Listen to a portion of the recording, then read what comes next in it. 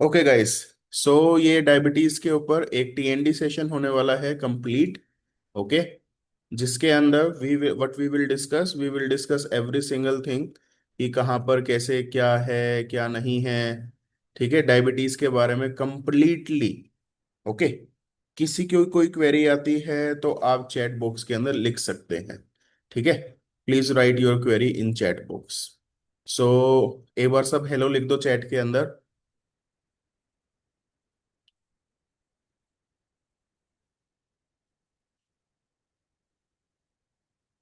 If you will like this session तो हम session को बार बार करेंगे। ओके।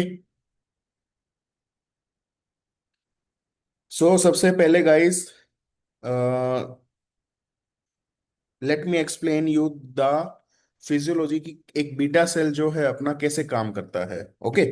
सो सबसे पहले आप में से किस किस को पता है इंसुलिन और पोटेशियम का रिलेशनशिप।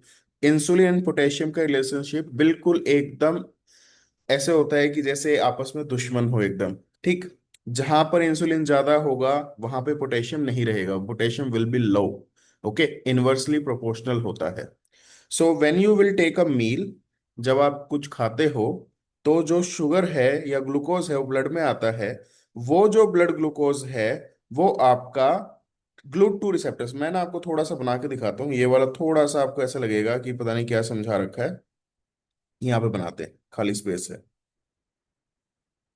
सो हमारे पास गाइज ये एक बीटा सेल होता है। ठीक है। बीटा सेल में यहाँ पे ग्लूट टू रिसेप्टर्स होते हैं। GLUT two receptors. ओके। पता नहीं क्या हो रहा है ये। सो ग्लूट टू रिसेप्टर्स होते हैं हमारे। और ग्लूट फोर रिसेप्टर्स भी होते हैं हमारे, मसल है जैसे। इसके अंदर हमारे ग्लूट फोर रिसेप्टर्स होते हैं। Okay. So they are different.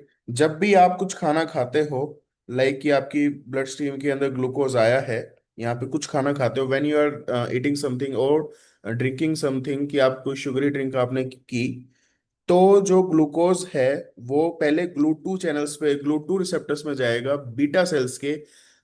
इन यहां पर से क्या होता है, बीटा सेल विल सेंस कि कितना उसको एग्जैक्ट इंसुलिन उसको रिलीज करना है। ठीक है। फिर उसके बाद वो इंसुलिन या रिसेप्ट ग्लूट फोर रिसेप्टर्स में जाता है। ग्लूट फोर रिसेप्टर्स में जाके देन वो वहां पर आपका क्या कहते हैं, ग्लूट फोर रिसेप्टर्स को खोलता है इंसुलिन, एंड तब जाके आपका ग्लूकोज का एब्जॉर्प्शन होता है मसल के अंदर। अब हम इसको थोड़ा सा कॉम्प्लिकेटेड डायग्राम के अंदर समझते हैं, एंड मैं आपको इसको बिल्कुल इजी तरीके से समझाऊंगा। ओके। एंड कुछ भी ना समझ में आए तो you can write in chat. Okay guys. So सबसे पहले मैं आपको बताता हूं। आपने ब्लड के अंदर आपके ग्लूको आपने कोई भी मील खाई, ब्लड के अंदर ग्लूकोज गया। ग्लूकोज के अंदर अब आपका जो है ये बीटा सेल है हमारा यहाँ पे। ठीक है। बीटा सेल के अंदर जो ग्लूकोज है उससे थोड़ा सा, a very minimal amount of glucose जो है ग्लूट टू चैनल से गया। कौन से चैनल से? ग्लूट टू चैनल से गया। ठीक है। वहां पर क्या होगा, वहां पे है ना इसकी टीसीए साइकिल स्टार्ट हो जाएगी। टीसीए साइकिल मतलब ग्लाइकोलाइसिस स्टार्ट हो जाएगा। ग्लाइकोलाइसिस स्टार्ट होगा तो ग्लाइकोलाइसिस से टू चीजों में कन्वर्ट होता है, पाइरुवेट में कन्वर्ट होता है ना, एटीपी कन्वर्ट होता है। यहीं पर हमारे यहाँ पे हमारे एटीपी सेंसिटिव चैनल्स होते हैं पोटेशियम के। ठीक। तो अब क्या होता है, एटीपी सेंसिटिव पोटेशियम चैनल्स होते हैं यहां पर से। जैसे ही हमारे ये एटीपी बनेगा, ये वाला ये वाला जो एटीपी है ये आके इनको बंद कर देगा। ठीक है, जिससे पोटेशियम कॉन्स्टेंटली बाहर जा रहा होता है। तो जैसे ही ये बंद होंगे आपके सारे के सारे पोटेशियम चैनल्स, तो क्या होगा, ये जो सेल है हमारा ये डीपोलराइज हो जाएगा। क्या हो जाएगा? डीपोलराइज हो जाएगा। ठीक है। अब ये डीपोलराइज हो गया तो क्या होगा, डीपोलराइजेशन की वजह से यहाँ पर हमारे कैल्शियम चैनल्स होते हैं। कैल्शियम चैनल्स ओपन हो गए तो जितना कैल्शियम है, कैल्शियम इस सेल के अंदर आने लगेगा। ठीक है। और जिससे क्या होगा, कैल्शियम बढ़ जाएगा। क्या क्या बढ़ गया यहाँ पे पोटेशियम भी बढ़ गया, यहाँ पे कैल्शियम भी बढ़ गया हमारा बीटा सेल के अंदर। दोनों चीजें बढ़ गए। अब दोनों चीजें बढ़ने की वजह से क्या हुआ, और ज्यादा डिपोलराइजेशन होगा, पर हमें और ज्यादा कैल्शियम चाहिए। We need more calcium. Okay. यहां पर क्या होता है, बीटा सेल्स के अंदर है ना वेसिकल्स होते हैं, उसके अंदर आपका सी पेप्टाइड प्लस इंसुलिन होता है। क्या होता है? सी पेप्टाइड, लिख देता हूं मैं, सी पेप्टाइड प्लस इंसुलिन होता है। तो अब क्या होगा, हमें थोड़ा सा और कैल्शियम चाहिए, वो थोड़ा सा और कैल्शियम कहाँ से आएगा, वो आएगा एंडोप्लाज्मिक रेटिकुलम। वहां पे क्या होता है, HNF1 अल्फा, देखो लिखा हुआ है मैंने, स्पेशल आपको दिखाई दे रहा होगा, HNF1 अल्फा होता है वहां पे। तो ये जो है आपका HNF अल्फा से भी थोड़ा बहुत कैल्शियम आ जाएगा, और जो हमारे चैनल स्टार्ट वो ओपन हुए थे वहां से भी कैल्शियम आ गया, दोनों कैल्शियम मिला के क्या करेंगे, ये जो आपका वेसिकल्स होते हैं जिसमें इंसुलिन प्लस सी पेप्टाइड होता है, इसका ये एक्सोसाइटोसिस करवा देंगे, और जिसकी वजह से इंसुलिन जो है आपका रिलीज हो जाएगा।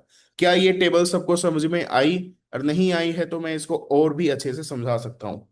मेरे को please yes yes yes yes लिख दो कि क्या ये टेबल आपको समझ में आई। Yes yes yes yes. ठीक है, चलो अब आगे बढ़ते हैं। तो यहां तक आपको समझ में आया।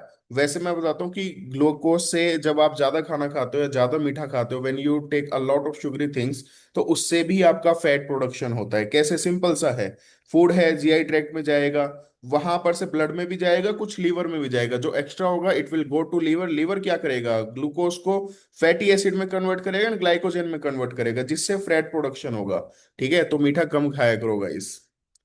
अब आते हैं हम यहाँ पर डायबिटीज के सिंपल से उसके अंदर, कि एक्चुअली में इंसुलिन का काम क्या होता है। तो जैसा हमने डिस्कस किया, बीटा सेल का हमें पता चल गया यहाँ पे। Now you are clear what these GLUT two receptors are doing. Okay, so diabetes high blood sugar है, हाई ब्लड शुगर के होने के बाद डायबिटीज को किसको कहते हैं, सिंपल सा हाई ब्लड शुगर को कहते हैं। ये क्यों होता है, आपने कोई मील ली, अब जो वहां पर से ग्लूकोज है वो एब्जॉर्ब हुआ ब्लड स्ट्रीम के अंदर। ठीक है, ब्लड स्ट्रीम के अंदर एब्जॉर्ब होने के बाद थोड़ा बहुत गया वहां पर से GLUT2 रिसेप्टर्स के अंदर।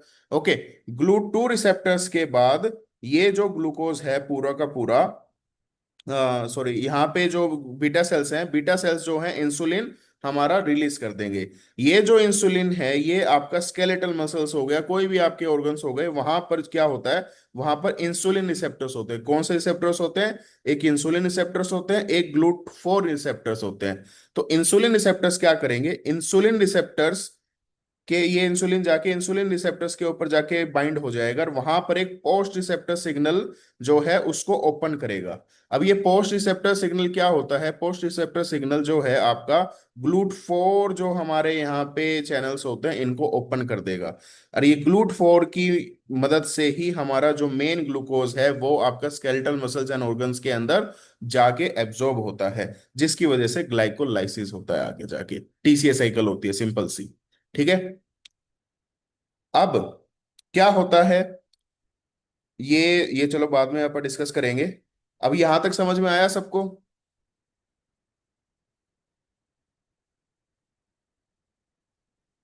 गाइस यस लिख दो। ओके, यस आ गया हमारे पास। ओके, सो गाइस अब मैं आपको बताता हूँ इसके कौन से टाइप होते हैं। एक्चुअली में यहाँ पे 4 या 5 टाइप की मेनली होती है, टाइप 1, टाइप 2, टाइप 1.5, टाइप 3 भी होती है, एक मूडी होती है, एंड एक आपकी होती है वो क्या कहते हैं आपका ब्रॉन्ज डायबिटीज। ठीक है, कितने टाइप की होगी, 1 2 3 4 5। ठीक है, अब टाइप 1 के ऊपर आते हैं। टाइप 1 क्या होती है, सबसे पहले मैं आपको इसकी पैथो बताता हूँ। पैथो क्या है इसकी, इट्स प्रेजेंट ऑन क्रोमोसोम 6। ठीक है, इट्स एसोसिएटेड विद क्रोमोसोम 6। ठीक, जहां पे क्या होता है, CTLA4 जीन होता है जो इसके अंदर इंक्लूडेड होता है, वहां पे इंटरल्यूकिन 2 रिसेप्टर जो होते हैं उसके अंदर प्रॉब्लम आ जाती है मेनली। ठीक है, या फिर मैं आपको एग्जैक्ट बताऊं तो यहाँ पे है ना, ये जो पॉइंट्स हैं ये आप याद रखो, ये है ना आपके पैथो के अंदर आने वाले हैं। HLA-DR4 या 3 इनके अंदर प्रॉब्लम आती है किसी भी बंदे के, ठीक है, जिसको होना होगा टाइप 1 डायबिटीज। अब पैथोजेनेसिस क्या है, पैथोजेनेसिस मतलब क्या है, HLA-DR जो 4 और 3 है, अगर उसका हमें ट्रिगर करना है, ट्रिगर करना पड़ेगा। ट्रिगर करने की कुछ कुछ चीजें होती हैं, जैसे वायरल इन्फेक्शन हो गया, रुबेला हो गया, कोक्सैक वायरल इन्फेक्शन हो गया, किसी भी टाइप का इन्फेक्शन, या फिर ये पर्टिकुलर इन्फेक्शन इसको ट्रिगर कर देती हैं, जिसकी वजह से रॉन्ग एंटीबॉडी फॉर्मेशन हो जाती है। रॉन्ग एंटीबॉडी फॉर्मेशन कौन सी हो जाती है, anti islet cell body antibody, anti GAD 65 antibody, anti zinc antibody. ये क्या करेंगी, ये डिस्ट्रक्शन करने लग जाएंगी। ठीक है, लाइसिस कर देंगी आपका बीटा सेल्स का, जाके उनको खत्म कर देंगी। ठीक। जिसकी वजह से क्या होगा, देखो मैंने यहाँ पे एक फोटो भी लगाई हुई है। ये नॉर्मल आइसोलेट ऐसा दिखता है, बीटा सेल्स डिस्ट्रॉयड हो गए तो ये ऐसा दिखता है। एंड ये ना बहुत ज्यादा रैपिड होता है। ओके। जिसकी वजह से क्या होगा, इंसुलिन कम हो जाएगा एंड ग्लूकोज लेवल जो है वो बढ़ जाएंगे। अब इसके बाद क्लिनिकल प्रेजेंटेशन, आपके पास पेशेंट कैसे आएगा। पेशेंट आएगा, पेशेंट की एज जो होगी मेनली जो आपका टाइप 1 के अंदर वो होगी less than 25 years of age. When diagnosed 10 to 20% beta cells are left, मतलब आप देखो कितना रैपिड डिस्ट्रक्शन हुआ है। Around 80%, 80 to 90% beta cells are damaged. ठीक है, खत्म हो चुके हैं, डिस्ट्रक्शन हो चुका है उनका। एंड ये जो होता है 5 to 7 डेज के स्पैन के अंदर हो जाता है मिनिमम। ओके। बॉडी वेट जो है यहाँ पे कम होगा बिकॉज इंसुलिन नहीं है। तो टाइप 1 एंड टाइप 2 के अंदर एक मेजर ये होता है कि अगर बॉडी वेट आपका कम हो रहा है तो वो टाइप 1 होती है, जनरली एज फैक्टर भी देखना पड़ता है। एंड टाइप 2 है तो उसके अंदर बॉडी वेट बढ़ता है। ओके। अब आते हैं बट टाइप 2 के ऊपर। टाइप 2 जो होती है it's associated with mutation in calpain 10 gene on chromosome 2। ठीक है, इस चीज को रट्टा मार लो, इसमें ज्यादा कुछ समझने का नहीं है। अब आगे आते हैं कि इसका ये कैसे काम करता है, इसकी पैथोफिजियो क्या होती है। ग्लूकोज है, ब्लड में आया।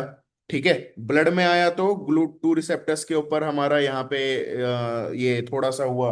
GLUT2 रिसेप्टर्स के ऊपर हुआ तो बीटा सेल्स ने क्या किया, इंसुलिन रिलीज किया। इंसुलिन रिलीज किया तो इंसुलिन रिसेप्टर्स जो होते हैं हमारे मसल्स के अंदर, ठीक है, वहां पर क्या जनरेट हुआ, पोस्ट रिसेप्टर सिग्नल जनरेट हुआ। पोस्ट रिसेप्टर सिग्नल जनरेट हुआ तो उसने क्या किया, GLUT4 रिसेप्टर्स को ओपन किया जिससे एब्जॉर्ब हुआ ग्लाइकोलाइसिस। ये सेम साइकिल है जो मैंने आपको शुरुआत के अंदर समझाई थी, यही वाली आपकी यहाँ पे हो रही है। ठीक। अब क्या होता है इसके अंदर, जो ये पोस्ट रिसेप्टर सिग्नल है ना, जो मैंने ब्लैक में लिखा हुआ है बड़ा सा, ये पोस्ट रिसेप्टर सिग्नल ये खराब हो जाता है हमारा, सिंपल सा। तो जिससे क्या होता है, इसके है ना कई रिस्क फैक्टर्स होते हैं। मेजर क्या है, ओबेसिटी हो सकती है, फैमिली हिस्ट्री है, कि कहते हैं ना कि पिताश्री को या दादाश्री को अगर हो तो फैमिली के अंदर अगर डायबिटीज चलती आ रही हो तो डायबिटीज हो जाती है। Age factor, age more than 45, hypertension, dyslipidemia. ठीक है, कई फैक्टर्स होते हैं, these are the major factors. So major problem यहाँ पे क्या आती है, वो आती है डिक्रीज रिसेप्टर सिग्नल। जो ये पोस्ट रिसेप्टर सिग्नल होता है ना हमारा, ये वाला हमारा कम हो जाता है, जिसकी वजह से इंसुलिन तो जाके इंसुलिन रिसेप्टर के ऊपर कंबाइन हो रहा है, बट वहां पर वो है ना GLUT4 रिसेप्टर्स को नहीं खोल पा रहा। ठीक है, वहां पे जाके उनको सिग्नल नहीं पहुंच पा रहा हमारा। So beta cells will continue to compensate. अब क्या होगा इससे, हमारे क्या कहते हैं, GLUT2 से दोबारा से उठाया, ये ना एक साइकिल स्टार्ट हो जाएगी कि GLUT2 अब यहाँ पर से देखेगा, पेनक्रियास दोबारा से GLUT2 रिसेप्टर्स के ऊपर जाके देखेंगे कि भैया ये तो ब्लड ग्लूकोज जो है ये तो अभी भी हाई है, तो शायद आई एम नॉट, कि मैंने इतना इनफ इंसुलिन यहाँ पर नहीं छोड़ा है। तो क्या करेगा वो, और ज्यादा इंसुलिन छोड़ेगा। ठीक है, और ज्यादा काम करेगा, ओवरवर्क करेगा। So beta cell continue to compensate, and ये जो यहाँ पे डिस्ट्रक्शन नहीं हुआ, कॉम्पनसेट करने की कोशिश कर रहे हैं ओवरवर्क करके। तो जिसकी वजह से 10 years के अंदर 50% of beta cells will exhaust.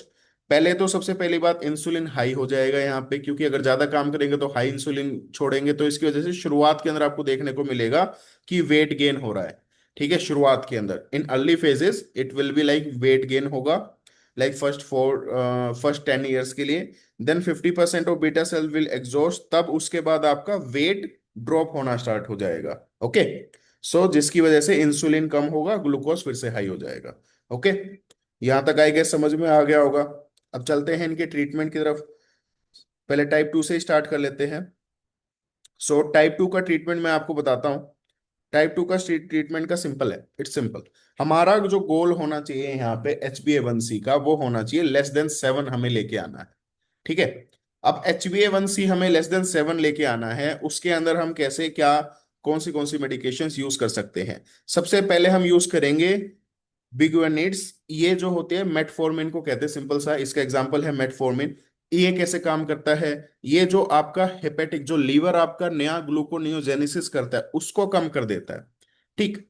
Insulin की सेंसिटिविटी बढ़ा देता है एंड हिपैटिक ग्लूकोनियोजेनेसिस को कम कर देता है। एक चीज ध्यान रखना, इसका साइड इफेक्ट क्या होता है, इसका साइड इफेक्ट होता है लैक्टिक एसिडोसिस। अगर किसी को किडनी प्रॉब्लम है, किसी पेशेंट को, और आपने उसको मेटफॉर्मिन दे दिया, देन उसको प्रॉब्लम हो जाएगी। कॉन्ट्राइंडिकेटेड होता है, सबसे पहले आपका जीएफआर चेक करना पड़ता है, उसका लेस देन 30 है। क्यों? लैक्टिक एसिडोसिस होगा तो वो लैक्टिक एसिडोसिस को कंपनसेट करने के लिए किडनी को ज्यादा काम करना पड़ेगा। जीएफआर कम होगा तो भैया फिर तो प्रॉब्लम है। अब उसके बाद सेकंड जो ड्रग आती है सल्फोन्यूरिया, जे इसका एग्जांपल क्या है? ग्लेमेपराइड। ठीक, इसका मैकेनिज्म ऑफ एक्शन क्या है? सिंपल सा, जो कैल्शियम चैनल्स थे हमारे उनको ब्लॉक कर देता है। ठीक है। अब जो कैल्शियम चैनल ब्लॉक हो गए, हमें सिंपल सा पता है, अगर सेल के अंदर, बीटा सेल के अंदर पोटेशियम ज्यादा हो जाएगा तो वहां पर से इंसुलिन ऑलरेडी अपने आप भागेगा। ठीक है, जिसकी वजह से हाई इंसुलिन सिक्रीशन होने लगेगा। अब इसका एक साइड इफेक्ट क्या होता है, कई बारी इतना ज्यादा सिक्रीशन हो जाता है इंसुलिन का कि वहां पर हाइपोग्लाइसीमिया हो जाता है। ठीक है, क्या हो जाता है? हाइपोग्लाइसीमिया हो जाता है। इसके बाद आते हैं गाइस SGLT2 इनिबिटर, जैसे कानाग्लिफनोजिन। आपने शायद कार्डियो के अंदर पढ़ा हो, कार्डियो के अंदर भी कानाग्लिफनोजिन देते हैं। ठीक है, हार्ट पेशेंट को। अगर आपके पास कोई डायबिटीज का पेशेंट आता है एंड यू नो कि इसको हार्ट प्रॉब्लम भी है, तो हम उसको कानाग्लिफनोजिन देते हैं। क्यों? क्योंकि क्या होता है, SGLT2 इनिबिटर्स क्या होता है, SGLT2 क्या होता है, ये क्या करते हैं, ये नेफ्रॉन के अंदर होते हैं गाइस। ये है ना जो आपका ब्लड के वो, सॉरी क्या नाम है, जब फिल्टर होता है तो वापिस से है ना ग्लूकोज को और H2O को, दोनों को वापिस से एब्जॉर्ब कर लेते हैं। ठीक। तो क्या करता है कानाग्लिफनोजिन, इसको इनिबिट कर देता है SGLT2 को। ठीक है, तब इसका नाम है SGLT2 इनिबिटर। तो यहाँ पे क्या होगा, यूरिन के अंदर हाई H2O होगा, हाई वाटर आएगा एंड ग्लूकोज आने लग जाएगा। जिसकी वजह से अगर देखो ग्लूकोज यूरिन के अंदर ज्यादा आने लग जाएगा, चलो H2O तो ठीक है कंपनसेट एक बार को, ठीक है, पानी ज्यादा आ रहा है कोई बात नहीं, पोलीयूरा हो रहा है कोई दिक्कत नहीं है। बट प्रॉब्लम है कि ग्लूकोज ज्यादा आएगा तो वहां पे यूटीआई के चांसेस ज्यादा हो सकते हैं। तो यूटीआई के साइड, इसका साइड इफेक्ट है कि UTI chances will be so much more. ठीक है। Best for heart patient with diabetes mellitus. Heart patient जिनको डायबिटीज मेलिटस है उनके लिए सबसे बेस्ट है ये। उसके बाद आती है थायाजोलिडोनिल्स। ये जो एग्जाम्पल है इसका क्या है, पायोग्लिटाजोन। मैकेनिज्म ऑफ एक्शन क्या होता है इसका गाइस, इसका जो है हाई पीपीआर को बढ़ा देता है ये। ठीक है, जो क्या करता है, इंसुलिन सेंसिटिविटी को हाई कर देता है। ठीक है, इसका क्या मतलब, अब ज्यादा यूज नहीं की जाती वैसे मैं बताऊं ये वाली ड्रग, क्यों? क्योंकि ये कार्डियोटॉक्सिक होती है और इससे यूरिन ब्लैडर का कैंसर भी हो सकता है। This is the side effect. Okay. अब आते हैं इनक्रिटीन्स के ऊपर। आजकल आपने मंजोरो का या फिर काफी सारे क्या कहते हैं वेट लॉस ड्रग्स सुने होंगे, वो इनक्रिटीन्स के ऊपर बेस्ड होते हैं। यहाँ पे वो GLP-1 एनालॉग होते हैं। ठीक है। तो इनक्रिटीन्स जो है रिलीज कब होते हैं, जब इंटेस्टाइन की वॉल स्ट्रेच होती है। किसकी वॉल स्ट्रेच होती है? इंटेस्टाइन की वॉल। दो चीजें रिलीज होती हैं, जब स्टमक की वॉल स्ट्रेच होगी तो अमाइलिन होगा। ठीक है। जब इंटेस्टाइन की होगी तो इनक्रिटीन होगा। इतना से याद रख लेना, इंटेस्टाइन से आई याद रख लेना तो आपको शायद याद आ जाएगा। GLP-1 analogue. ठीक है। इसका मैकेनिज्म एक्शन क्या होता है, बीटा सेल्स के अंदर से हाई इंसुलिन रिलीज होने लग जाएगा। अल्फा सेल्स के अंदर क्या होगा, ये ग्लूकागोन रिलीज को कम कर देगा। अब इसके अंदर एक चीज होती है गाइज, ये ड्रग है ना काम बहुत अच्छे से करती है, पर क्या होता है GLP-1 एनालॉग जब हम देते हैं, जैसे ठीक है, जैसे हमने लीराग्लूटाइड दे दी, तो लीराग्लूटाइड क्या होती है, इसका है ना या फिर जो नेचुरल इंग्रेडिएंट्स भी होते हैं हमारे शरीर में, या हमने बाहर से भी दे दिया, तो काम तो बहुत अच्छे करते हैं। तो इसका कैटाबोलिज्म कर देता है एक मॉलिक्यूल जिसको कहते हैं DPP-4 इनिबिटर। ये क्या करता है, इसका इसका कैटाबोलाइज कर देता है। तो हमें एक DDP-4 इनिबिटर भी देना पड़ता है जो होता है टेनेलिक पिटीन। ओके। शायद मेरी थोड़ी इंग्लिश खराब है गाइस, तो बुरा मत मानना। उसके बाद अमाइलिन। अमाइलिन एलो क्या होता है, अमाइलिन सिंपल सा मैंने बताया, इंटेस्टाइन स्ट्रेच होगी तो इंक्रेटीन्स, स्टमक स्ट्रेच होगा तो अमाइलिन। ओके। एग्जाम्पल जैसे प्रेमिलिटीन।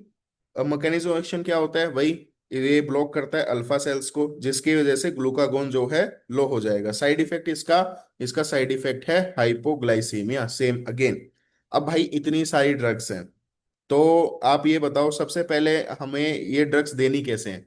तो इसका सिंपल सा है, अगर HbA1c 7 है, HbA1c अगर 7 है, तो हम सिंपल सिंपल सा हम उसको मेटफॉर्मिन दे देंगे। अगर 7 to 9 के बीच में है, देन हम उसे देंगे डुअल थेरेपी। डेट इज हम ग्लिमरप्राइड भी ऐड कर सकते हैं, कोई और भी ड्रग ऐड कर सकते हैं डिपेंडिंग ऑन सिचुएशन। ठीक, अगर उसका 9 से ऊपर HbA1c, ठीक है, या 10 से ऊपर है, तो हम क्या करते हैं, इंसुलिन थेरेपी भी साथ में स्टार्ट करते हैं। जब उसका हमारा थोड़ा कंट्रोल आ जाता है, 9 के आसपास आ जाता है, तो हम इंसुलिन थेरेपी को ड्रॉप कर देते हैं प्रॉपर, और फिर उसको दोबारा से डुअल थेरेपी के ऊपर ले आते हैं। ठीक। अब ऐसे ही आते हैं टाइप 1 डायबिटीज के ट्रीटमेंट के ऊपर। इसमें सिंपल सा हम देते हैं इंसुलिन। इसके अंदर ना एक आपको मैं बेसिक फिजियो बताता हूँ। जो हमारा, अगर आप ब्लड ग्लूकोज लेवल चेक करोगे, मेरा सॉरी ब्लड इंसुलिन लेवल, आपका मेरा, अभी तो आप यंग है, तो हमारा है ना कुछ लेवल ऑफ इंसुलिन हमारे ब्लड के अंदर ऑलरेडी होता है। ठीक। तो क्या होता है, यहाँ पे जब भी हम मील खाते हैं तो साथ में है ना, उसके साथ में इंसुलिन भी पीक करता है, जिसको हम कहते हैं प्रेंडियल पीक। मतलब बेसल इंसुलिन लेवल तो इतना तो है ही ऑलरेडी। ठीक, साथ में जब आप मील खाओगे, यहाँ पे मील खाया, तो उसके साथ में इंसुलिन भी ऐसे आपका बढ़ेगा, जिसको कहते हैं प्रेंडियल पीक। ओके। सो इसके अंदर क्या होता है, they are 3 types of insulin जो हम नॉर्मल इंसुलिन यूज करते हैं। Long acting, short acting and medium. Long acting के अंदर आते हैं ग्लार्गिन एंड डेग्लुटेक। NPH जो है, वैसे मैंने लॉन्ग एक्टिंग में लिखा हुआ है, but it's a medium acting, ये 12 आवर्स तक ही काम करती है। ठीक है। ग्लार्गिन आपका 24 आवर्स तक काम करती है, और डेक्लुटेक जो है 48 आवर्स तक आपका काम करती है। Okay guys. अब जो प्रांडियल इंसुलिन है, शॉर्ट एक्टिंग कहते हैं, तो हम है ना इसके अंदर 2 टाइप की इंसुलिन देते हैं किसी पेशेंट को। हम उसको कहेंगे कि भैया आप एक है ना ग्लार्गिन जैसा इंजेक्शन वो लगा लो, जो आपको नॉर्मल लॉन्ग एक्टिंग इंसुलिन होगा, जो आपका बेसल इंसुलिन आपका यहाँ पे रखेगा। ठीक। अब उसके बाद हम उसको उनको साथ में है ना एक प्रांडियल इंसुलिन भी देते हैं, मतलब शॉर्ट एक्टिंग देते हैं, जिसमें हम लिस्प्रो दे सकते हैं, रेगुलर इंसुलिन दे सकते हैं। हम उसको कहेंगे कि जब भी आप मील खाओ, तो इस इंसुलिन को ले लिया करो। इसको इंसुलिन को लेने की वजह से क्या होगा, प्रांडियल पीक आ जाएगा, जिसकी वजह से उसका जो हाई शुगर लेवल होगा, साथ में इंसुलिन भी लेवल हाई हो जाएगा, तो दोनों आपस में कंपनसेट कर लेंगे। ओके। अब कॉम्प्लिकेशंस की बात करते हैं कि बेसिक इंसुलिन थेरेपी के टाइप 1 के अंदर कुछ कॉम्प्लिकेशंस होते हैं। इसके ऊपर क्वेश्चन भी आते हैं गाइस। एक होता है डाउन फिनोमिना, एक होती है सोमोगी फिनोमिना। डाउन फिनोमिना क्या होता है? डाउन फिनोमिना क्या होता है गाइस, कुछ पेशेंट है ना, मतलब आप अगर उनको देखो, आप 2 गोली लिखो, if you are giving him 2 tablets, तो वो है ना एक टैबलेट लेगा, कि नहीं शुरुआत में इतनी ज्यादा क्यों लूं। तो अगर किसी को आपने 20 यूनिट्स लिखी हैं, तो वो क्या करेगा, 20 यूनिट्स की बजाय यहाँ पे 10 यूनिट्स लेगा। तो 10 यूनिट्स लेगा तो क्या होगा, यहाँ पे मैं समझाता हूँ। अगर उसने सोचो रात के अंदर लिया आपका, ठीक है, शुरुआत के अंदर तो इंसुलिन लेवल आपका ऐसे हाई हो गया, हाई हो गया, ठीक है, सॉरी सॉरी, उसने लिया, आपका यहाँ पे शुगर लेवल जो है धीरे धीरे धीरे धीरे धीरे धीरे धीरे बढ़ता जाएगा उसके अंदर, ऐसे बढ़ता जाएगा। क्यों? क्योंकि उसने यहाँ पर लेस डोज ऑफ इंसुलिन ली है। तो हमें इसका ट्रीटमेंट क्या करना है, इसका ट्रीटमेंट सिंपल सा है, उसका इंसुलिन का डोज बढ़ा दो। उसके बाद आता है सोमोगी फिनोमिना, फाइटिंग फास्टिंग हाइपरग्लाइसीमिया भी कहते हैं इसको। मैं थोड़ा और इसको अच्छे से समझाता हूँ। इसके अंदर क्या होता है, पेशेंट ने क्या है ज्यादा ले लिया, आपने यहाँ पे 20 डोज दी थी, 20 यूनिट आपने कहा था, उसने ले लिया 35 यूनिट। अब इसमें क्या हुआ, इसके अंदर क्या है, लेट्स सपोज आपने यहाँ पे 35 दिया, तो यहाँ पर उसका शुगर जो है, शुगर पहले हाई था, उसने मील ली, सोचो यहाँ पे कम हो गया। ठीक है, 10 बजे उसने लगाया, 12 बजे कम हो गया, 2 बजे और कम हो गया, 4 बजे बिल्कुल ही कम चला गया। जो यहाँ पे 4 बजे कम चला गया ना, तो यहाँ पे उसको हाइपोग्लाइसीमिया हो गया। अब ये हाइपोग्लाइसीमिया होने की वजह से क्या होगा, ठीक है, बॉडी तो शॉक में आ जाएगी। अब उसकी वजह से कोर्टिसोल हाई हो जाएगा। ठीक है, कोर्टिसोल स्ट्रेस में आ जाएगी जब भी बॉडी, तो कोर्टिसोल हाई हो जाता है। कोर्टिसोल क्या होता है, वो आपका हमेशा ग्लूकोज को बढ़ाता है। ओके। तो यहाँ पे कोर्टिसोल हाई होगा, तो वो दोबारा से आपका ऐसे ग्लूकोज बढ़ाना स्टार्ट कर देगा। तो इसमें ट्रीटमेंट क्या होगा, इसके अंदर हमें इंसुलिन की डोज को कम करना पड़ेगा। ओके। क्या यहां तक सबको समझ में आ गया?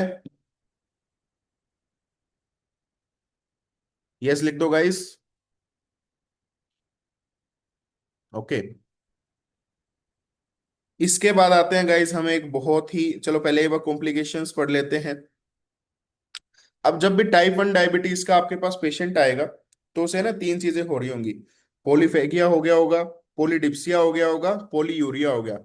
That is 3 P of diabetes. Simple सा याद रखना। ओके। अब डायग्नोसिस कैसे करना है? अब हम है ना डायग्नोसिस तीन तरीके से चेक कर सकते हैं। सबसे सबसे बेस्ट होता है HbA1c। ये बेस्ट होता है। ये आपको अप टू 90 डेज का आपको दिखा सकता है। ठीक है, कितना उसका एक रिव्यू दे सकता है कि 90 डेज के इस टाइम पीरियड के अंदर उनका कितना ग्लूकोज रहा है। ठीक है। नॉर्मल जो HbA1c होता है वो होता है <5.7। प्री डायबिटीज जो होता है वो होता है 5.7 to 6.4।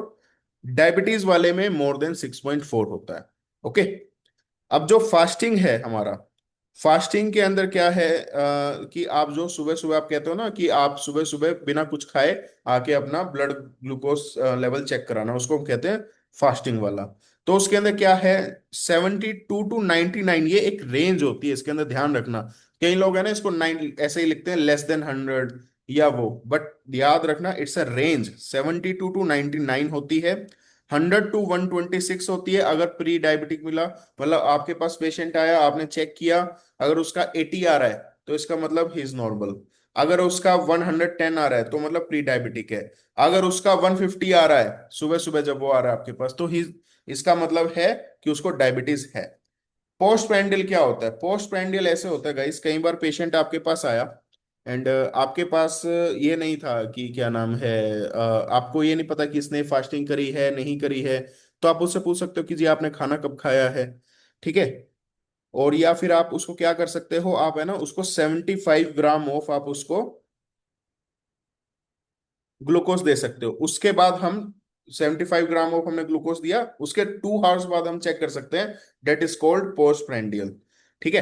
अगर वो खाना खा के आया, इफ इज सेइंग कि 8 बजे मैंने खाना खाया, 10 बजे आप चेक कर रहे हो, तो भी ठीक है।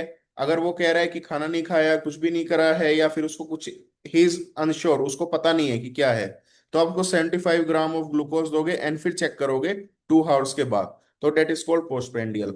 अगर उसका आता है <140, तो भैया नॉर्मल है। अगर आता है 150, तो इसका मतलब प्री डायबिटिक है। और आता है 220, तो इसका मतलब है डायबिटीज है। ओके। अब क्या है, इनकी भी कुछ कुछ प्रॉब्लम्स है।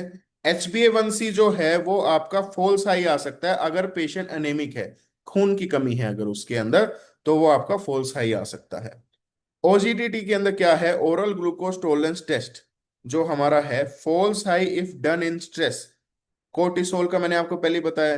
कोर्टिसोल जो है आपका ग्लूकोज को बढ़ाता है। ठीक।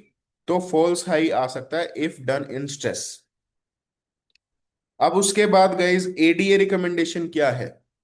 ठीक है, अमेरिकन डायबिटीज एसोसिएशन की क्या रिकमेंडेशन है? Screening of type 2 diabetes in all individuals more than 35 years। जब आप 35 years के हो जाएंगे तो आपको वंस अ 3 year आपको अपना टेस्ट करवाना पड़ेगा। जो सबसे बेस्ट टेस्ट है वो है HbA1c। Okay. Can be screen early अगर आपका वजन ज्यादा है। BMI अगर आपका 25 से ज्यादा है, या रिस्क फैक्टर, रिस्क फैक्टर हमने पहले पढ़े थे, दोबारा से देख लेते हैं क्या रिस्क फैक्टर्स होते हैं। Obesity, family history, obesity family history, age, age तो चलो आ गया, obesity family history, hypertension, dyslipidemia, अगर ये हैं रिस्क फैक्टर्स हैं आपको, तो पहले भी हो सकता है। ठीक है। चेक। कॉम्प्लिकेशंस क्या क्या आते हैं? कॉम्प्लिकेशंस है ना दो टाइप के हम इसके अंदर कर सकते हैं आपका, vascular and non vascular. Vascular के अंदर भी दो टाइप्स होते हैं, there are 2 types, micro and macro. ठीक है, macrovascular, sorry macrovascular, microvascular. Okay. अब जो डायबिटीज के कॉम्प्लिकेशंस है, कोरोनरी हार्ट डिजीज हो सकती है। कोरोनरी हार्ट डिजीज कैसे होती है? सिंपल सा है गाइस। जो आर्टरीज होती हैं, आर्टरीज की जो इनर लाइनिंग होती है ना, इसको क्या होता है, आपका बार बार जब ये होगा, क्या कहते हैं, इंसुलिन रेजिस्टेंस होगा, ठीक है, ऊपर नीचे होगा, तो इनर लाइनिंग जो है यहाँ पर ये खत्म हो जाएगी। ठीक।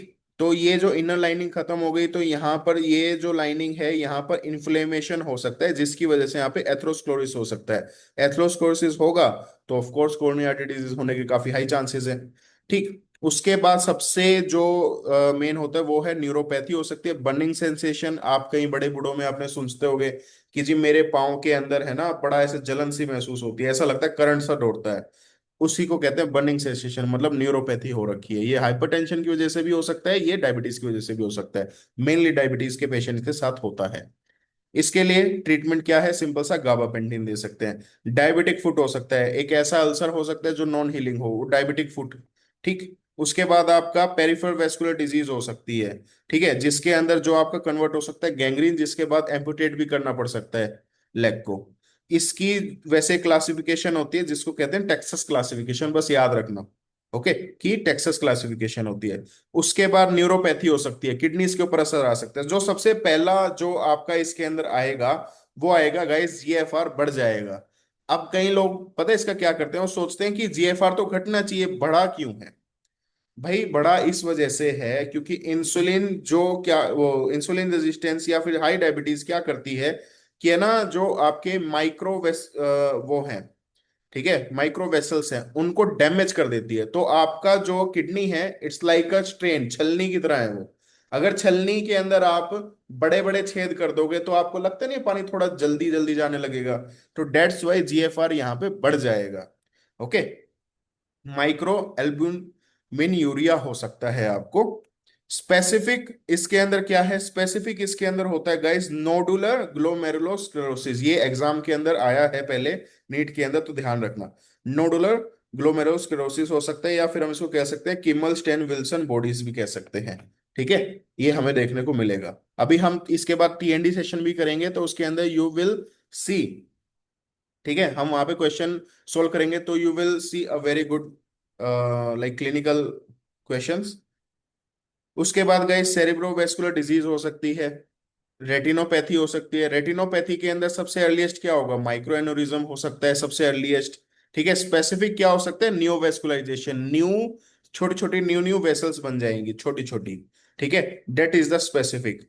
इसका जो है एग्जामिनेशन क्या होता है गाइस, एग्जामिनेशन ये लगा लो, टाइप 1 डायबिटीज है जो, टाइप 1 डायबिटीज के अंदर, ये उल्टा लिखा हुआ है मैंने, टाइप 1 डायबिटीज के अंदर मोर देन 5 इयर्स, 5 इयर्स के बाद अगर आपके पास टाइप 1 डायबिटीज का पेशेंट आता है ना, आपको उसका एग्जामिनेशन करना है रेटिनोपैथी का, तो आप क्या करोगे, मोर देन 5 इयर्स के बाद आप उसका सोचोगे, मतलब 25 की एज में है तो आपको 30 एज के आसपास आप देखोगे। टाइप 2 है तो टाइप 2 के अंदर आप उसका स्कोर 7 के साथ देखोगे, बिकॉज टाइप 2 वाला आपके पास लेट आएगा, क्योंकि कॉम्प्लिकेशंस उसको नहीं आ रहे होंगे। ठीक है, लेट स्टार्ट होता है, ओरल हेल्थ आपकी इसके अंदर खराब हो सकती है। अब इसके बाद गाइस स्टार्ट करते हैं नॉन वेस्कुलर कॉम्प्लिकेशंस के। नॉन वेस्कुलर कॉम्प्लिकेशंस ये जो है आपका मेन एक, ये देखो, if you will see this, this is Snowflake cataract. क्यों होता है ये, सॉर्बिटोल डिपोजिशन हो जाता है यहाँ पे।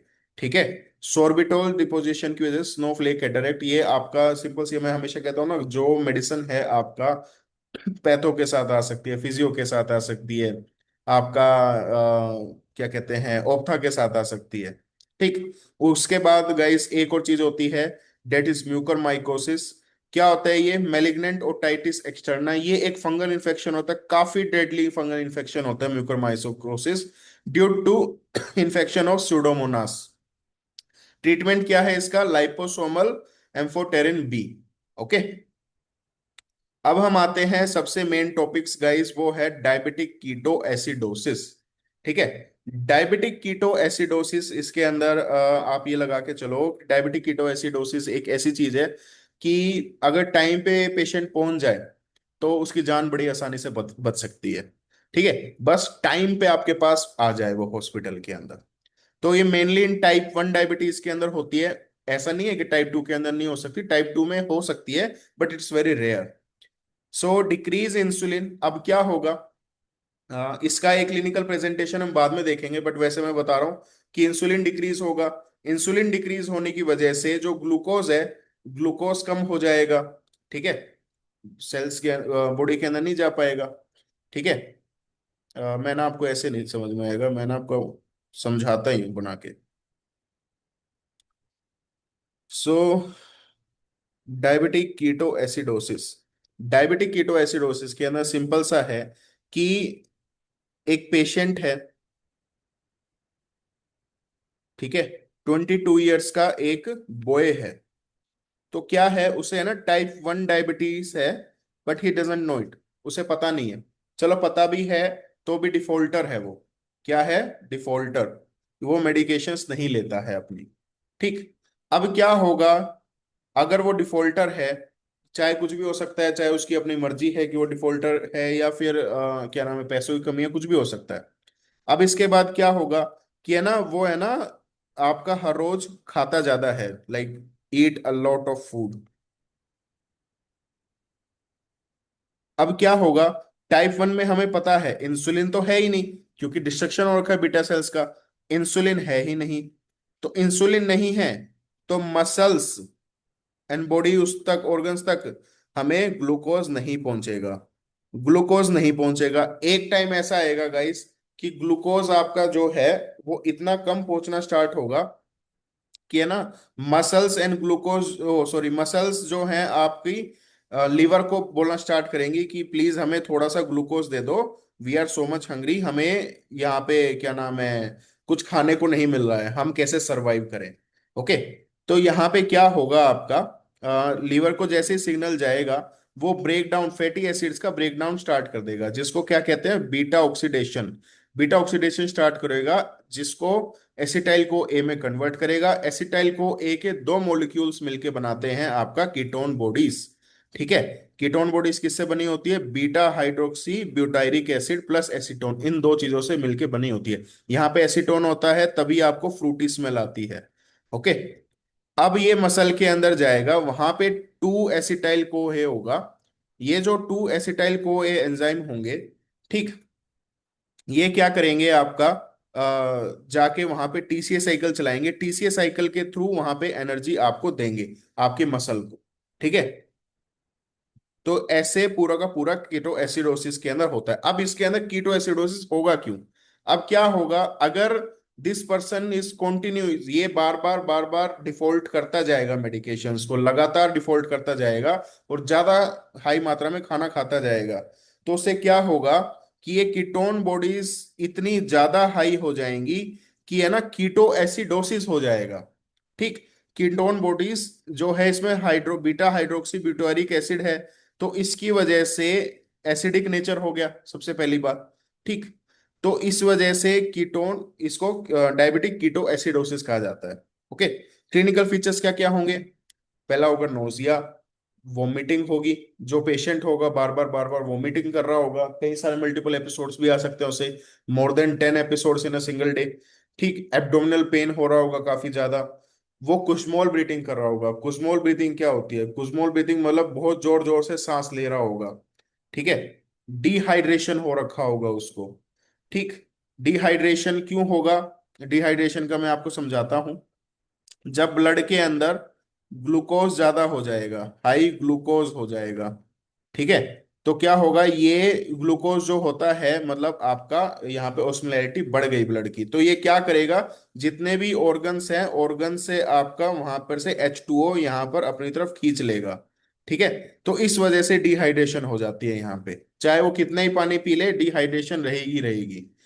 हाई एसीटोन, ठीक है, एसीटोन बॉडीज हाई हो जाएगी, जिसकी वजह से फ्रूटी स्मेल। अगर आप उसका इन्वेस्टिगेशन करोगे तो ब्लड ग्लूकोज लेवल बहुत ज्यादा हाई मिलेगा, लगभग 500 600 के आसपास आपको इजिली मिल सकता है। यूरिन में चेक करोगे तो ketone bodies you will see. ABG जब आप करोगे तो पीएच जो है कम मिलेगा इसका। ठीक है। पीएच क्या मिलेगा? कम, क्योंकि एसिडिटी हो रखी है वहां पे। ट्रीटमेंट क्या है गाइस? इसका ट्रीटमेंट है आईवी फ्लूइड चलाना, क्या कहते हैं, सबक्यूटेनियसली रेगुलर इंसुलिन उसको हमें देनी है। 500 ml of 0.9 saline over 15 minutes with KCL, ये सिंपल सा आप याद रख लो ये line. 500 ml of 0.9% saline over 15 पर मिनट्स विद केसीएल। केसीएल देना बहुत ज्यादा जरूरी है, क्योंकि यहाँ पे हाइपोकैलेमिया हो जाता है। पता है इसकी एक कॉम्प्लिकेशन भी है। इसकी क्या कॉम्प्लिकेशन है गाइस, मैं आपको बताऊं तो, क्या किसी को पता है, कुछ चैट में लिख सकता है कि एक कॉम्प्लिकेशन भी होती है अगर जब हम यहाँ पर ट्रीटमेंट देते हैं तो कुछ कॉम्प्लिकेशंस भी डेवलप कर सकता है पेशेंट? बता सकता है कोई चैट में? एनीवन?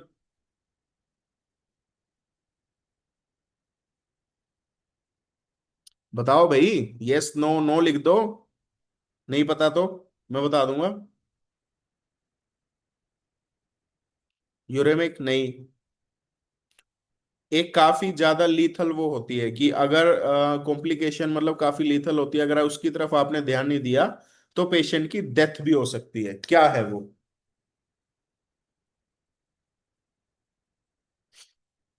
नहीं बता रहे, चलो मैं बताता हूँ। देखो, क्या है, ये ब्रेन है। जब ब्लड के अंदर हाई शुगर हो गया, ठीक है, हाई ग्लूकोज हो गया, तो क्या होगा, ब्रेन जो है आपका, यस सही लिखा अनिल ने, एडेमा हो सकता है। तो ब्रेन के अंदर से सारा का सारा वाटर यहाँ पर आ जाएगा। ठीक है, मैंने बताया ऑस्मोलैरिटी बढ़ जाएगी तो वाटर सारा का सारा इधर आ जाएगा। जब आप उसको ट्रीटमेंट देना स्टार्ट करोगे, यहाँ पे ट्रीटमेंट देना स्टार्ट किया आपने, तो जब आप फ्लूइड दोगे उसको, सॉरी, यहाँ पे फ्लूइड दोगे, तो फ्लूइड क्या कर सकता है, साथ में आप इंसुलिन दोगे तो क्या कर सकता है, ये ब्रेन के अंदर है ना काफी हाई एग्रेसिवली वापस जा सकता है, जिसकी वजह से हमें सेरिब्रल एडेमा हमें देखने को मिल सकता है। ये सेरिब्रल एडेमा देखने को मिलेगा तो जब सेरिब्रल एडेमा हो गई तो पेशेंट की जान भी जा सकती है गाइस, तो इस वजह से हमें इसका बहुत ध्यान देना पड़ता है। ठीक है, अब आते हैं टाइप 1 का, तो हमें पता चलेगा टाइप 1 में डायबिटिक कीटो एसिडोसिस हो सकता है। अब टाइप 2 के अंदर क्या हो सकता है, टाइप 2 के अंदर हो सकता है हमारा हाइपरग्लाइसेमिक हाइपर ओस्मोलर स्टेज। ये गाइस होता है mainly in old age, old age patients के अंदर होता है। ओल्ड एज के अंदर जो है मेडिसिन डिफॉल्टर जो होते हैं, मेडिसिन नहीं ले पाते, ठीक है, उनके अंदर ग्लूकोज जो है इसके अंदर हाई होता है ब्लड ग्लूकोज हाई हो जाता है, सिंपल सी बात है, मेडिसिन नहीं लेगा अगर कोई डायबिटीज का पेशेंट तो ब्लड ग्लूकोज हाई हो जाएगा। सपोज करते हैं कोई 80 ईयर की ओल्ड लेडी थी, एंड वो मेडिसिन नहीं ले रही थी, कुछ भी हो सकता है, बाबा जी ने कह दिया, ठीक है, कि भैया डायबिटीज की दवाई नहीं लेनी। सेकंड वो हो सकता है कि भैया पैसे नहीं है, कुछ भी हो सकता है, एनी रीजन, ठीक है, या भूल गई वो, तो ब्लड ग्लूकोज हाई हो गया। अब उसके बाद उनको इन्फेक्शन हुआ, कोई कुछ भी इन्फेक्शन हो सकता है, एनी काइंड ऑफ इन्फेक्शन, जिसकी वजह से कोर्टिसोल हाई हो गया, जिसकी वजह से क्या होगा, ब्लड ग्लूकोज लेवल ये काफी ज्यादा बढ़ जाएंगे, ठीक है, जिसकी वजह से ब्लड की ऑस्मोलैरिटी बढ़ जाएगी। तो क्या होगा, ब्रेन प्लस ऑर्गन्स के अंदर से H2O ये खरीद लेगा, वो सॉरी खींच लेगा। तो अगर खींच लेगा तो ब्रेन के अंदर से H2O, तो वहां पे क्या होगा, न्यूरोनल डैमेज देखने को मिलेगा हमें मेनली। तो आपके पास पेशेंट आएगा ना, उसको ऑल्टर्ड सेंसोरियम में होगा, या तो ऑल्टर्ड सेंसोरियम में हो सकता है, कोमा में हो सकता है, या उसको सीजर्स आ सकते हैं। मेनली जो आपके न्यूरोनल कॉम्प्लिकेशंस होते हैं वो वाले आपको यहाँ पे देखने को मिलेंगे। जो इसकी डायग्नोसिस होती है, it's a very poor diagnosis guys, तो यहाँ पे थोड़ा बचना मुश्किल ही होता है पेशेंट का। ठीक है, ट्रीटमेंट क्या है इसका, यही same, IV fluid, injection of insulin and injection of KCL. ठीक है, तो आई गेस आपको यहाँ पे टाइप 1 टाइप 2 पूरी तरीके से आपको यहाँ पे उसकी कॉम्प्लिकेशंस के साथ क्या आगे हो सकता है, क्या ट्रीटमेंट है, सब कुछ आपको यहाँ पे आ गया होगा समझ में। ये भाई यस लिख दो आ गया है तो, फिर हम थोड़ा आगे बढ़ते हैं। ठीक है, यस आ गया हमारे पास। अब उसके बाद आती है गाइस टाइप 1.5। 1.5 में क्या होती है, there are two kinds, LADA and KPD. LADA क्या होती है, आप है ना सिर्फ इनकी फुल फॉर्म याद रख लो, आपको अपने आप याद आ जाएगा एग्जाम के अंदर कि ये होती क्या है। लाडा होती है latent auto immune diabetes of adults. ठीक है, क्या होती है, latent auto immune diabetes of adults. ठीक है, केपीडी क्या होती है, कीटोसिस प्रोन डायबिटीज। जो लाडा है, slowly progressive auto immune diabetes that occurs in adults. मतलब क्या होती है, इनिशियली आपको लगेगा कि भैया ये तो टाइप 2 है, ठीक है, टाइप 2 है, मतलब जो ऑटो इम्यून डिस्ट्रक्शन तो हो रहा है बीटा सेल्स का, but it's so much slow कि आपको शुरुआत में लगेगा कि जो पेशेंट है वो अर्ली ऑनसेट नहीं होगा, उसको 25 ईयर्स के एज में नहीं होगा, उसको मेनली 30 प्लस या 35, 40, 45 इस एज के अंदर आपके पास आएगा। तो आपके पास इस एज में आएगा तो आप सोचोगे टाइप 2 है, इसको तो सिंपल सा आंख बंद करके आप सोचोगे कि टाइप 2 है। पर जब आप उस बाद में आप थोड़े से उसके टेस्ट करवाओगे और चीजें आपको पता चलेगी, then you will later know कि नहीं ये तो टाइप 1 है। इवन मेडिकेशंस भी जो है टाइप 2 की जो होती है, सॉरी इसके ऊपर टाइप 2 वाली जो मेडिकेशन है मेटफॉर्मिन वगैरह वो काम नहीं करती है जनरली। ठीक है, तो बार बार आपके पास पेशेंट आएगा, नहीं जी मेरा तो ब्लड ग्लूकोज बढ़ा ही आ रहा है और है, तो आपको सस्पेक्ट होगा कि जी ये लाड़ा है। ठीक है, तो ट्रीटमेंट क्या होगा इसका, रेगुलर इंसुलिन। ठीक है, जो हम टाइप 1 वाले उसके अंदर देते हैं वही सेम हम इसके अंदर देंगे। केपीडी के अंदर क्या है, ketosis prone diabetes. Ketosis prone diabetes क्या है guys, clinical feature patient presented with seeper oh sorry severe hyperglycaemia. ठीक है, तो ये इसके अंदर क्या होता है गाइस कि जो पेशेंट आपके पास आएगा वो कीटोसिस के अंदर आएगा। अब आपके दिमाग में आया कि कोई पेशेंट मेरे पास कीटोसिस के साथ आ रहा है तो वो तो टाइप 1 डायबिटीज है ना। पर एक्चुअली के अंदर वो जो डायबिटीज आप थोड़े टेस्ट करोगे, थोड़ा इसके अंदर जाओगे तो आपको पता चलेगा it's later converted to type 2, कि वो एक्चुअली में टाइप 2 है। तभी मैंने आपको कहा था, अगर आपने मेरी बात ध्यान से सुनी हो, कि जो मेनली इन टाइप 1 है बट कुछ रेयर केसेस के अंदर टाइप 2 के अंदर भी हो सकती है ये। ठीक है, तो patient present with severe hyperglycaemia, ketosis और डायबिटिक कीटोएसिडोसिस।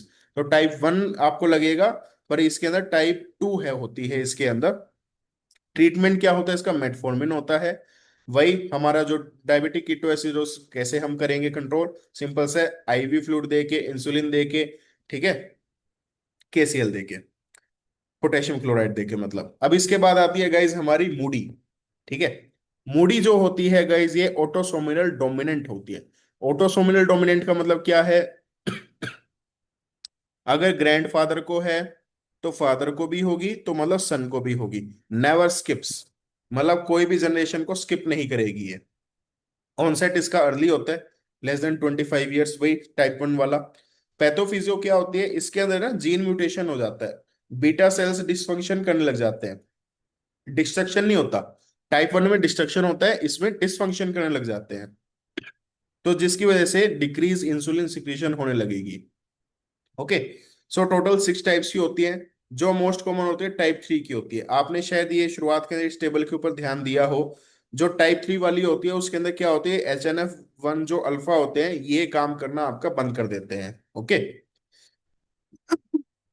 हम्म, तो इसका ट्रीटमेंट क्या होगा, सल्फाइनयूरिया, ग्लिमनप्रोमाइड क्या करता है ये इन चैनल्स को ब्लॉक कर देता है। ये जो चैनल्स है ना इनको यहाँ पर ब्लॉक कर देता है, जिसकी वजह से यहाँ पर हाई पोटेशियम रहेगा। हाई पोटेशियम रहेगा तो डिपोलाइज ज्यादा होगा, सेल डिपोलाइज ज्यादा होगा तो कैल्शियम ज्यादा आएगा। कैल्शियम ज्यादा आने की वजह से ये जो आपका एक्सोसाइटोसिस इन वेसिकल्स का वो ज्यादा होगा, तो इंसुलिन द्वार से रेगुलर होने लग जाएगा। इसके बाद गाइस आती है ब्रोंज डायबिटीज। अगर पेशेंट है, आपको क्लिनिकल केस दिया जाए जिसके अंदर पेशेंट की अगर आप देखो उसके अंदर मेंशन है कि पेशेंट की स्किन है उसका पिगमेंटेशन हो चुका है, जब आपने लीवर का चेक किया तो वहां पे सिरोसिस हो चुका है। ठीक है, और डिस्ट्रक्शन भी हो चुका है पेनक्रियास के अंदर। तो क्या ये क्यों होता है, बिकॉज एब्जॉर्प्शन जो है काफी ज्यादा हो जाता है आयरन का बॉडी के अंदर, हिमोक्रोमेटोसिस की वजह से। ठीक है, तो इसको हम कहते हैं ब्रोंज डायबिटीज। ओके, अब चलते हैं हम कुछ क्वेश्चंस की तरफ। तो गाइज ये रहा आपके सामने सबसे पहला question. Now you have exactly 1 minute, तो अब आपको इसका आंसर देना है मुझे।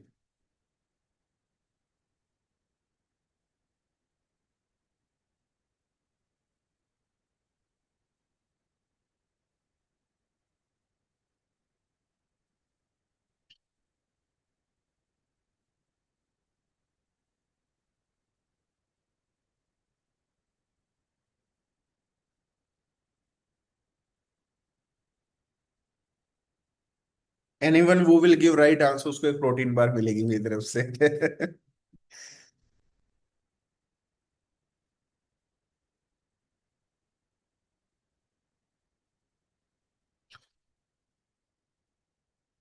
आंसर आ चुके हैं गाइस, 2 आंसर आ चुके हैं हमारे पास। जल्दी जल्दी बताओ। सब बताएंगे। फिर आपके सामने डिकोड करते हैं इस क्वेश्चन को। ओके।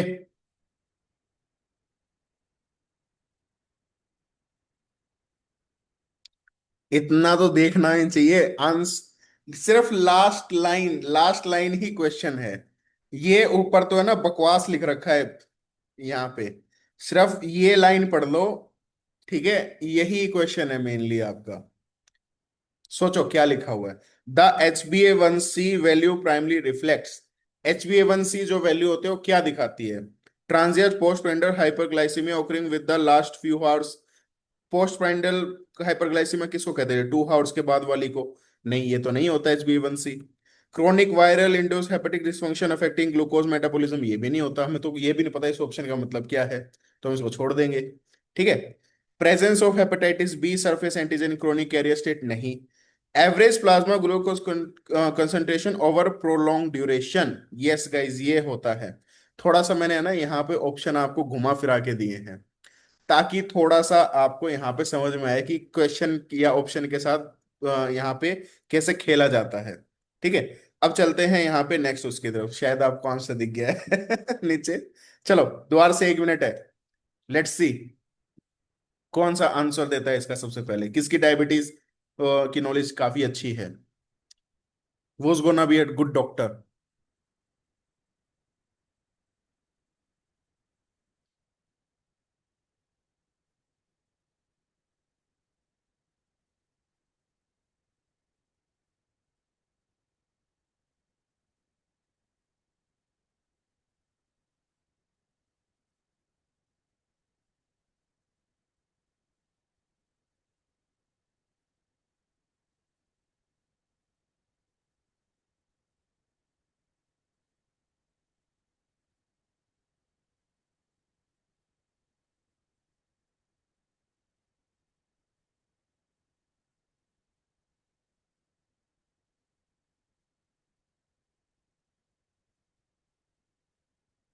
आंसर आया है एक का बी, दूसरा सी।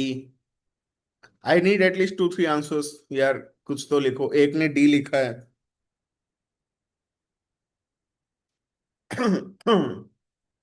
और हमने अभी डिस्कस किया है ये, है ना? डिस्कस डिस्कस करने के बाद गलत बता रहा है कोई, तो उसका मतलब तो लेक्चर में ध्यान नहीं देते हो फिर, है ना? क्यों नहीं देते हो ना? चलो डिकॉर्ड करते हैं। 64 ईयर ओल्ड वुमन है, ओल्ड वुमन है, टाइप 2 डायबिटीज है। वैसे ओल्ड वुमन से हमें याद आ रहा है टाइप 2 डायबिटीज। टाइप 2 डायबिटीज है। Treatment with oral hyperglycaemic therapy. ठीक है, कोई ओरल मेडिकेशन वो खा रही है। She is brought to that emergency department after an episode of altered sensorium.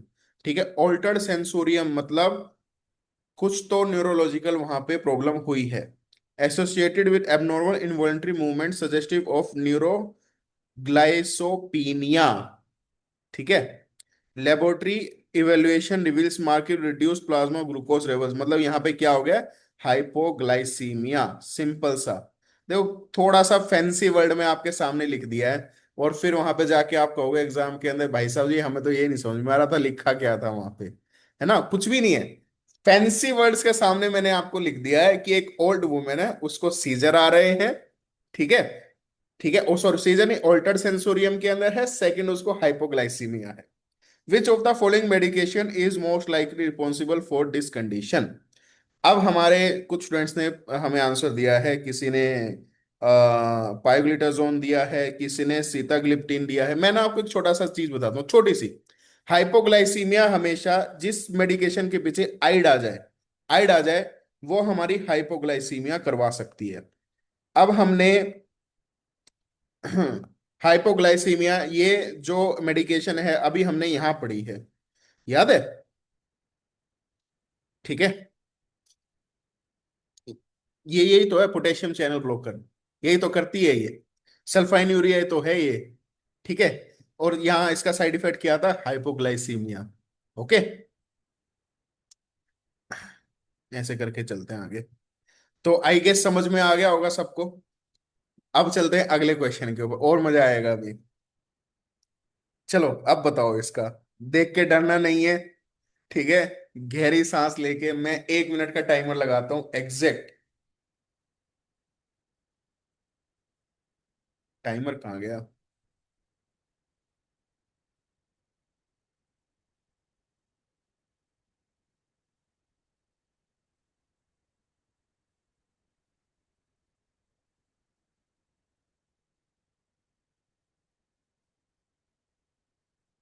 Start कर दिया गाइज मैंने स्टॉप वॉच।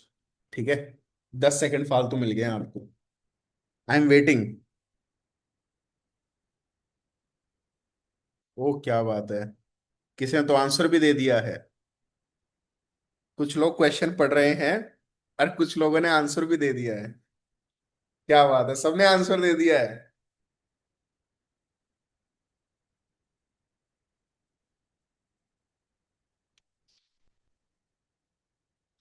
देखो फिर से मैं बताता हूँ। बकवास लिखा हुआ है सब। ठीक है, ये ऐसे लिखा हुआ है, ये आपको है ना यहाँ पे स्ट्रेस देने के लिए लिखा हुआ है कि किसी तरह इतना लंबा क्वेश्चन आप देखो, आप बोलो ये क्या दे दिया, इतना खतरनाक क्लिनिकल केस दे दिया। आखिरी लाइन पढ़ो, which of the following electrolyte abnormalities is most likely to occur within the insulin administration in the patient. Simple सा हाइपोकैलेमिया। तभी हम इंसुलिन प्लस जब आईवी फ्लूइड हम दे रहे थे तो उसके साथ हम केसीएल भी तो दे रहे थे, ताकि हमें हाइपोकैलेमिया ना हो, वहां पे ना देखना पड़े। ठीक है। अब इसके अंदर चलो वैसे एक बार पढ़ लेते हैं इस केस को भी। 24-year-old man with a history of poor control type 1 diabetes brought to the emergency department by the family with complaints of severe generalized weakness। ठीक है, episodes of vomiting, diffused abdominal pain, progressive alteration in sensorium over the past 1 day. On examination, his dehydrated tachycardia has deep labored respiration. His breath was fruity odor। बिल्कुल type 1 diabetes का पूरा एकदम ऐसा लिखा हुआ है जिसको डायबिटिक कीटोएसिडोसिस हुआ हुआ है। एग्रेसिवली हमने यहाँ पे आईवी फ्लूइड स्टार्ट कर दिया, रेगुलर इंसुलिन स्टार्ट कर दिया। ठीक है, सब कुछ स्टार्ट कर दिया, बस हमने पूछना है कि किस हमें यहाँ पे किस चीज का हमें ध्यान रखना है। ठीक है, बस यही है। तो कितने सिंपल होते हैं क्वेश्चन, ये बस घुमा फिरा के आपको दिए जाते हैं, कुछ नहीं है। ज्यादा ज्यादा देखो, कान ऐसे पकड़ लो, कान ऐसे पकड़ लो, बात एक ही है। अब आते हैं इस क्वेश्चन के ऊपर। चलो, द्वार से 1 मिनट है आपके पास। Let's see.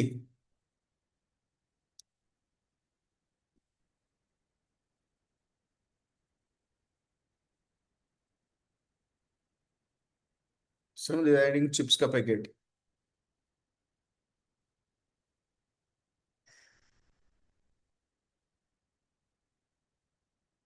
मुझे भी नहीं पता इसका आंसर तो।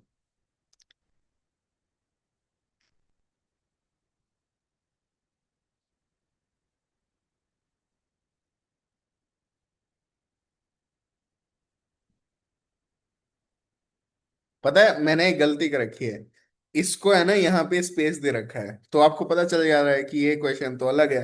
इनको है ना, नेक्स्ट टाइम मैं क्या करूंगा, स्पेस को हटा के आऊंगा। मैंने वैसे जानबूझ के डाला था ताकि मैं आपको समझा सकूं कि ये क्वेश्चन ऊपर तो ऐसे ही कुछ भी दिया हुआ है, असली क्वेश्चन ये है। ठीक है, तो हम इसके अंदर नहीं पढ़ेंगे because it's an classic example of type 2 diabetes. ठीक है, जो भी ऊपर दिया हुआ है आपका, which of the following findings consider diagnostic for diabetes mellitus according to the standard diagnostic guidelines. सबसे बेस्ट होता है हमारा HbA1c, सिंपल सा। ओके। सेकंड सबसे बेस्ट कौन सा होता है, चलो अब मुझे बताओ। पहला तो ये हो गया, सेकंड सबसे बेस्ट कौन सा होता है, सेकंड बेस्ट? बताओ सारे के सारे, बताओ, इसी ऑप्शन के अंदर लिखा हुआ है।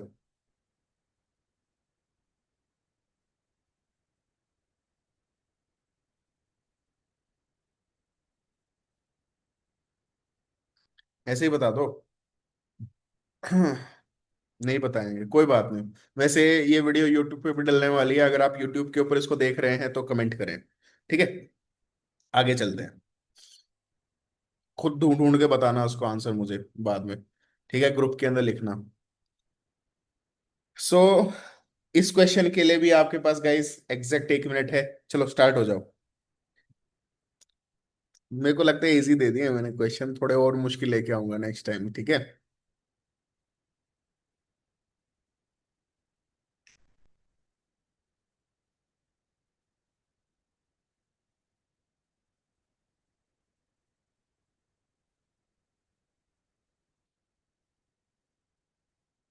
अब तक सही आंसर नहीं आया है।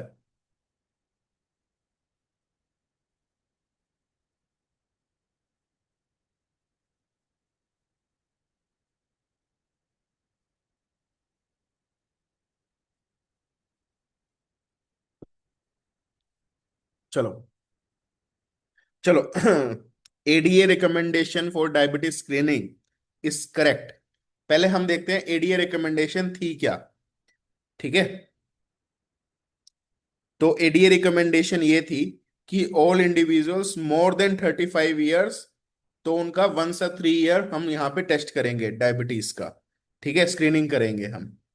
अब यहाँ पर हमें दिया हुआ है आपका ऑप्शन, दो ऑप्शन है यहाँ पे, सब कंफ्यूज हो रहे हैं ए और बी के अंदर। सबको पता है सी और डी तो है ही नहीं, ये तो भूल जाओ। ए और बी के अंदर कंफ्यूज है। तो A, all individual older than 45 years, older than 50 years. अब 35 के क्लोज कौन सा है? सब उसके क्लोज है 45। 50 तो नहीं है, 50 तो दूर है। तो डेट्स वाई ए। ओके। और यहाँ पे देखो सिंपल सा दूसरा भी तो लिखा हुआ है 0.5 ईयर्स का। चलो एक और करते हैं। बताओ अब।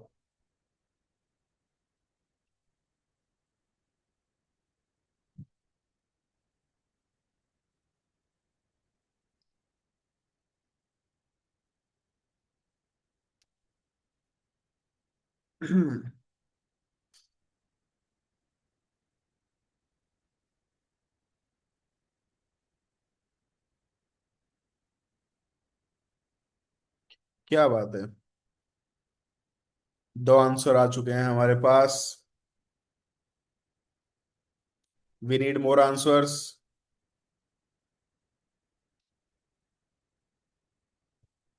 हम्म। काफी मतलब सब पास होने वाले हैं इधर, तो इसका मतलब तो ये आंसर बिल्कुल सही बी है। अभी हमने डिस्कस किया था कि सबसे पहला चेंज क्या होता है। जीएफ, पहले मुझे बताओ जीएफआर जो होता है हमारा सबसे हमें देखने को चेंज मिलेगा नेफ्रोपैथी के अंदर, जीएफआर बढ़ेगा या घटेगा? इंक्रीज।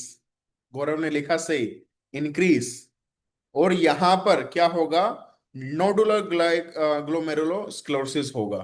ठीक है, सिंपल सा। अब मुझे ये बता दो, डायबिटिक नेफ्रोपैथी जो होती है वो माइक्रोवेस्कुलर होती है या मैक्रोवेस्कुलर होती है, ये भी बता दो मुझे। अभी हमने डिस्कस किया था। बताओ। माइक्रोवेस्कुलर होती है या मैक्रोवेस्कुलर होती है? जल्दी जल्दी लिख लो। माइक्रो, बिल्कुल सही। ठीक है। अब इसके बाद जो, अब मैं एक और क्वेश्चन पूछता हूं। जो ग्लोमेरुल की बेसमेंट मेम्ब्रेन होती है वो थिक हो जाती है, थिन होती है? बेसमेंट मेम्ब्रेन होती है, वो इसके अंदर थिक हो जाएगी या थिन हो जाएगी? थिक हो जाती है। गौरव ने गलत लिखा है, थिन नहीं होती, थिक होती है। ठीक है। इसके अंदर कौन से लेजन्स हमें देखने को मिलेंगे?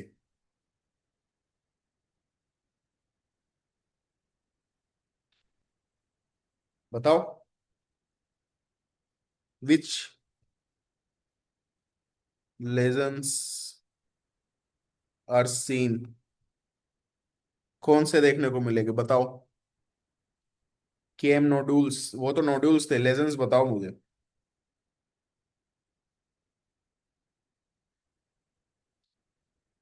5 तक गिनूंगा मैं। 1, 2, 3, 4, 5। नहीं बता पा रहे हैं, चलो। शायद मैंने नहीं बताया, वैसे बता देता हूँ। अरमानी। ठीक है। एप्स्टीन, लेसन्स, ये हमें देखने को मिलेंगे। ओके। अरमानी से याद आ जाएगा वैसे। अब चलते हैं नेक्स्ट क्वेश्चन की तरफ। अब ये प्रॉपर पढ़ना पड़ेगा ऊपर से, ऐसा मत सोचना लास्ट के अंदर दे दिया है तो लास्ट की लाइन पढ़ लूंगा। पूरा क्वेश्चन पढ़ना पड़ेगा। मुझे पता है 3 4 मैं ऐसे दिखाऊंगा तो लास्ट लास्ट की लाइन के बाद सब कूदेंगे। तो पूरा क्वेश्चन पढ़ के आंसर देना। एग्जैक्ट 1 मिनट है। Your time start right now.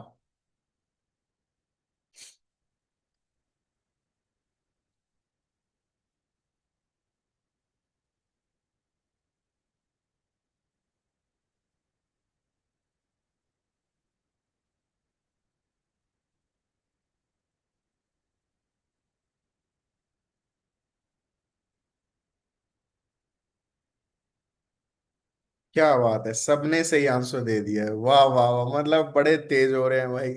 पता है, एक्चुअली के अंदर हमें यहाँ पर सिर्फ और सिर्फ है ना एक चीज का पता लगाना था कि इस केस के अंदर क्या है। हमने देखा टाइप 1 डायबिटीज, टाइप 1 डायबिटीज के बाद हमें देखना है कि वो ईआर के अंदर आ रही है। ईआर के अंदर हमें ढूंढना है, उसके बाद सब सब चीजों को छोड़ो, डायबिटिक कीटोएसिडोसिस, डायबिटिक कीटोएसिडोसिस में क्या देते, रेगुलर इंसुलिन, बस।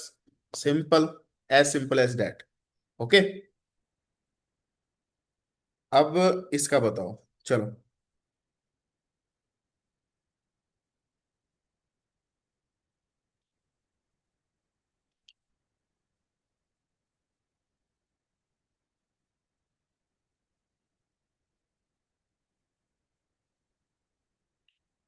हम्म।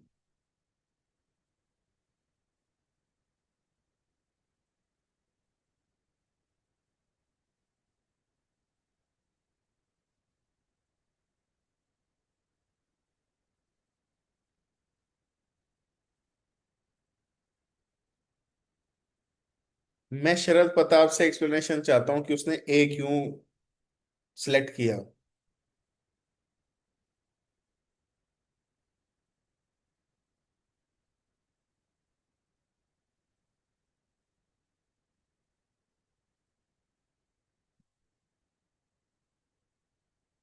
देखो, आंसर सी जिसने लगाया है वो बिल्कुल सही है, जिसने ए लगाया है वो बिल्कुल गलत है। मैंने आपको बताया था, एक है ना प्रॉब्लम होती है जिसको हम कहते हैं सेरिब्रल एडिमा। ठीक है। तो ये जो पेशेंट है, अगर आप इसका केस देखो तो सिंपल सा है इसका। 23 ईयर ओल्ड है। एज देख लिया करो, एज देखते ही याद आना चाहिए भैया, टाइप 1 डायबिटीज है, this is type 1 diabetes. Type 1 diabetes है, ईआर के अंदर आया है। सिंपल सा क्या है, यहाँ पे मेरे को डायबिटिक कीटोएसिडोसिस दिखाई देगा, मैंने पूरा क्वेश्चन ही नहीं पढ़ा। ठीक है। 23 ईयर्स, टाइप 1 डायबिटीज है, डायबिटिक कीटोएसिडोसिस है। ठीक है, मैनेजमेंट हमें उसका करना है। Initiate intravenous fluid, administer IV regular insulin. अगर हम हाइपोकैलेमिया करेक्ट करने से पहले अगर आईवी इंसुलिन देंगे तो सेरिब्रल एडिमा हो जाएगा, आपका पेशेंट तो मर गया। है ना शरद? ठीक है। तो हमें पता है इमरजेंसी के अंदर एकदम से सोचना पड़ता है, पर इतनी भी जल्दी नहीं सोचना होता कि पेशेंट ही निकल जाए। तो इसका आंसर है सही। सबसे पहले पोटेशियम सप्लीमेंट से हम उसका जो है फ्लूड ठीक करेंगे, उसके बाद वी आर गोना गिव आपका पोटे वो इनिशिएट इंसुलिन। ठीक है, आईवी इंसुलिन उसके बाद। ओके। चलो, आखिरी क्वेश्चन है, अच्छे से बताना सारे के सारे।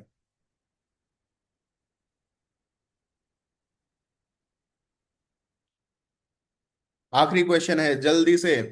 10 तक गिनूंगा मैं। 1, 2, 3, 4, 5, 6, 7, 8, 9, 10। जिस जिसने आंसर दिया उससे एक्सप्लेनेशन भी पूछूंगा मैं अब। मेरे को एक्सप्लेनेशन भी चाहिए साथ में। गौरव ने सी बताया है, इम्तियाज ने बी बताया है। दो आंसर आए हैं अभी तक।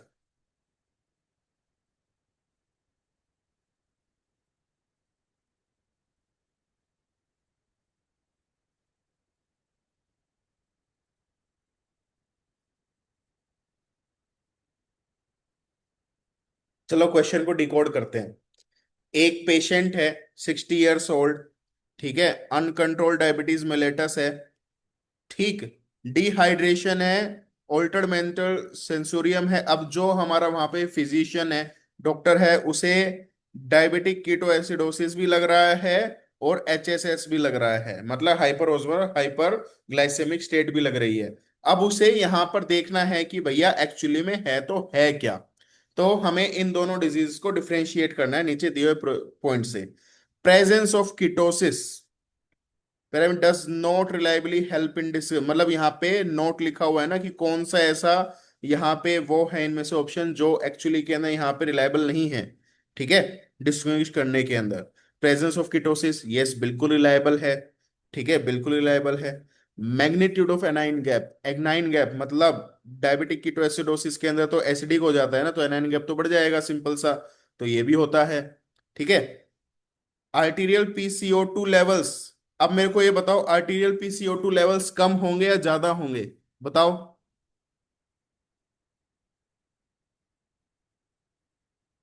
कम होंगे ज्यादा होंगे? इट विल इंक्रीज और डिक्रीज? डायबिटिक कीटोएसिडोसिस के अंदर मुझे बताओ कि आर्टीरियल पीसीओ2 लेवल्स इंक्रीज होंगे या डिक्रीज होंगे? गौरव ने लिखा है इंक्रीज, शरद प्रताप ने लिखा है इंक्रीज, तेजल ने लिख रहा है इंक्रीज,